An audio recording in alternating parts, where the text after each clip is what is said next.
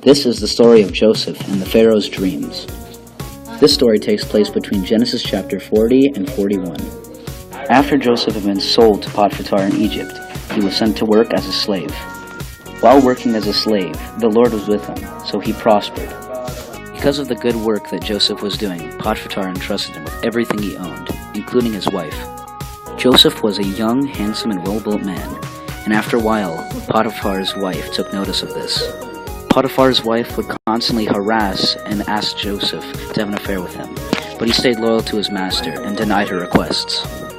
One day, while attending to his duties, she grabbed him by his robe and demanded that he have an affair with her. Joseph left Potiphar's house in a hurry, leaving his robe in her hand. She said to Potiphar's other servants, "Look, this Hebrew has been brought here to make a sport of us. He came to sleep with me, but I screamed. When he heard me scream for help, I left his cloak behind and ran out of the house. Once Potiphar caught word of this, he threw Joseph in prison." The Pharaoh was unhappy with his cupbearer and baker, so he put them in the same prison as Joseph. While in prison, both the cupbearer and the baker had dreams on the same night, each with a different meaning. When Joseph saw them the next day, he asked them, "What was wrong?" And they said that they both had had dreams, but no one could interpret them for them. He asked the cupbearer what his dream was, and the cupbearer told him, "In my dream, I saw a vine in front of me, and on the vine there were 3 branches. As soon as it budded, it blossomed, and its clusters ripened into grapes. Pharaoh's cups was in my hand, and I took the grapes, squeezed them in the Pharaoh's cup, and gave the cup into Pharaoh's hand." He asked the baker, and he gave him a similar dream.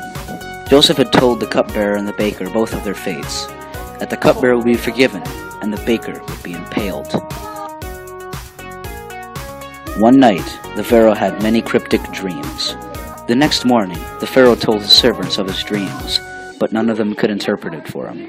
When the Pharaoh asked the cupbearer told him when he and the baker were in the prison, and how they both had dreams, and how Joseph had interpreted them. The Pharaoh called for Joseph immediately, and he was taken from prison and asked to interpret the Pharaoh's dreams. Joseph told the Pharaoh of a great famine that would sweep over Egypt for several years. So, the Pharaoh told Joseph that he would be in charge of Egypt during the duration of the great famine.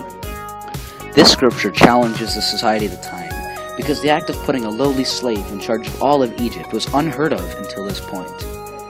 Joseph was challenged by this because he was thrown out of his normal life and forced into a slave out of his will. The significance of this story for God's people is to show how the descendants of Israel ended up in Egypt.